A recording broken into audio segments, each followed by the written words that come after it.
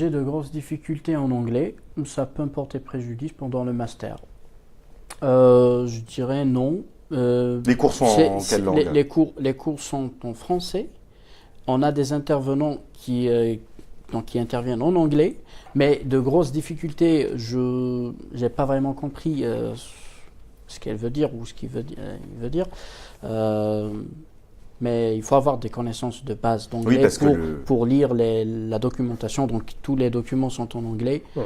Voilà. c'est quelque chose que vous testez? Vous demandez le niveau de TOEIC, de TOEFL, de C'est Cambridge? oui, on regarde, enfin au niveau des procédures, enfin la partie académique, on regarde quel est le niveau, on demande quel est le niveau des étudiants en anglais, enfin même en français aussi, si c'est des étudiants qui viennent de l'étranger. Donc c'est quelque chose qui est important, mais c'est ce que vient de dire Farhad, c'est-à-dire que l'écrit c'est indispensable, c'est-à-dire que tous les articles sont en anglais, les recommandations sont écrites en anglais, donc pour l'oral c'est un peu moins important, mais il est vrai qu'on a de plus en plus d'intervenants étrangers, surtout si on veut avoir des thématiques avancées. Cette année on a eu des cours sur l'intelligence artificielle appliquée au réseau mobile, donc c'est des cours, certains étaient donnés en anglais, donc voilà.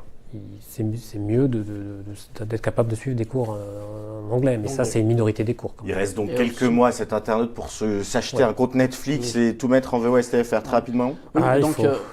un exemple, moi, pendant mon stage que j'ai effectué chez Huawei, j'étais amené à écrire un rapport d'une thèse professionnelle en anglais, vu que mes collègues la plupart parlent anglais, donc j'étais obligé d'écrire en anglais.